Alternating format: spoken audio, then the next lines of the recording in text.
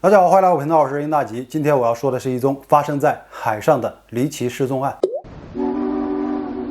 故事的女主角是一个英国女孩 Rebecca Corrigan， 下文就称呼她为克利安。她出生在1987年3月11日，和父母、亲姐姐与2个寄养兄弟一直生活在英国切斯特。在普利茅斯大学主修运动科学，她很喜欢体验不同的生活，曾经分别在切斯特的动物园和酒店工作过。当过英国陆军的志愿者，体验军事化的集体生活，还曾到美国的缅因州用4个月的时间做体育方面的教学。2010年6月到伦敦参加了迪士尼邮轮的招聘。他的性格开朗、成熟、独立，而且是一个非常容易相处的人，有从事服务业的相关经验以及丰富的人生经历，所以顺利的被迪士尼录用。之后被派到美国佛罗里达州的迪士尼主题乐园参加了系统的培训。他感觉找到了自己最喜欢的工作，全家人也为他感到高兴。有一个说法叫996工作制早9晚9，一周工作6天。那迪士尼邮轮的工作就比较特殊，是997工作制也就是每天至少工作10个小时，一周没有休息。每周的周薪是300到400美元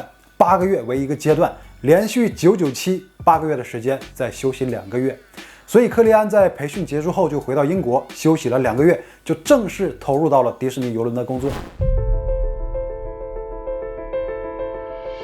而他所在的邮轮叫迪士尼奇迹号，奇迹号是在1999年8月15日首航，是迪士尼海上巡游线的第2艘邮轮。作为一艘豪华邮轮，排水量8.3万，可以容纳2400名乘客。为了提升乘客的体验和服务质量，配置了900多名工作人员，并拥有875个船舱、4个饭店，还有1个超市、2个影院、3个游泳池和很多休闲设施。船上一直都是歌舞升平，可以说这是一座行驶在海上的童话乐园。克利安也一直沉浸在美好的工作氛围当中。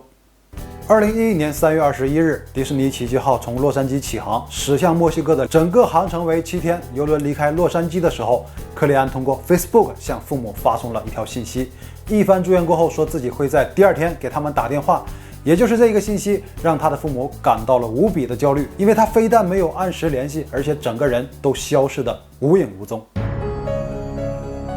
3月22日早上9点，去往墨西哥海岸瓦拉塔港的途中，客服主管被告知工作交接的时候，克利安没有按时到位。对于有严格工作标准和流程的迪士尼来说，无故脱岗属于是严重的违规。电话打不通，所以就马上去房间寻找，但没有发现。又把范围扩大到了整个邮轮，也依然无迹可寻。马上就把情况报告给了安保部门，用邮轮上的扬声器播报寻找，但也没有得到回应。一切毫无征兆，克利安就这样莫名其妙地从邮轮上消失了。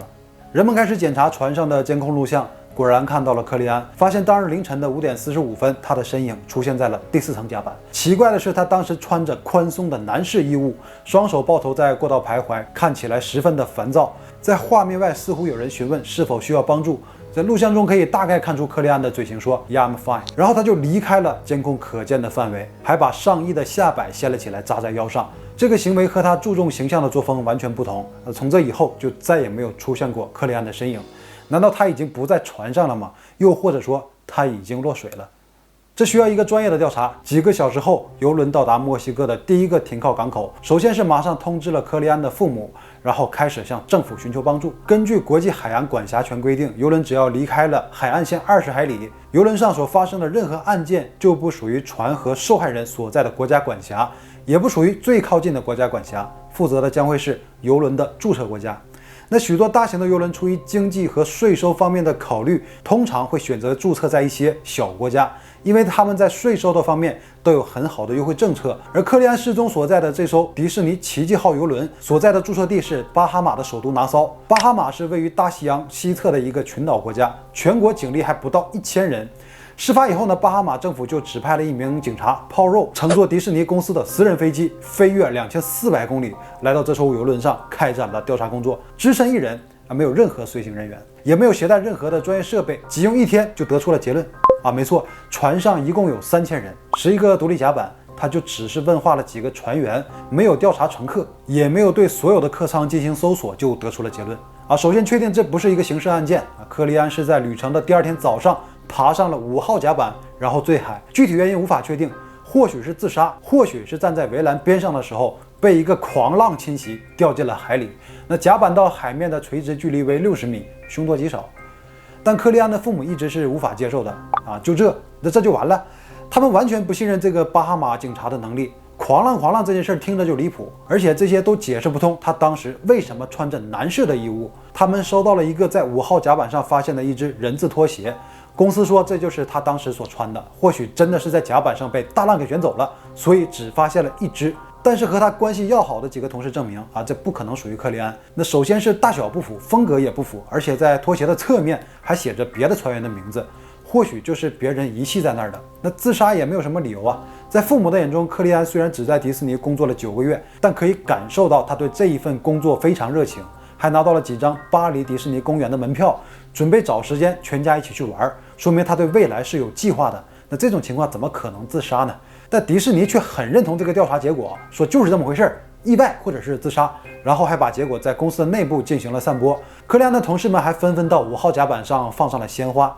那这个做法就引起了父母的很大不满。现在看你们迪士尼就生气那事后的态度暂且不谈，当你们发现他极有可能已经落水的情况下，那为什么不马上掉头回去寻找，而是继续航行到第2天，在墨西哥靠岸的时候才通知了墨西哥的海岸警卫队，到一个没有准确定位的海域寻找，耽误了最佳的救援时机。严重怀疑公司就是害怕品牌的形象受损，所以刻意隐瞒真相，和巴哈马的警方制造假的结论，从而掩盖这是一个刑事案件或者其他黑幕的事实。而之后发生的2件事情更让父母坚信这件事情还没有结束。事发的1个月后，克利安的银行卡被人查询过余额，但是通过网络操作的无卡查询，所以无法确定地址。3个月后，也就是当年的9月，有人曾经试图修改他的 Facebook 账号密码，但是没有成功。既然英国政府无权着手调查，那就雇佣私人侦探。结果这个事件引起了一位英国著名私人侦探的注意，他就是拥有27年案件调查经验的拉姆。他接受了委托，针对失踪案展开了针对性的调查。首先指出事件之前的调查存在的问题。那据他所知，之前的巴哈马警察根本就没有上过克利安消失的第5层甲板进行实地调查，1天时间就得出结论，更像是例行公事。除此之外，也遗漏了很多环节，比如说克利安的一些私人物品。拉姆找到了一件克利安平时很喜欢穿的短裤，但竟然是被撕坏的。那由此可以推断，他在失踪前可能有过激烈的反抗。然后针对于狂浪这个说法也进行了认证，5号甲板距离海面约60米，把这个高度甲板上的人给卷走，真的有这种可能吗？或者说真的有这么大的浪吗？这个不是没有可能。那下面这个视频呢，就带你体验一下，建议有晕船的乘客先把好扶手。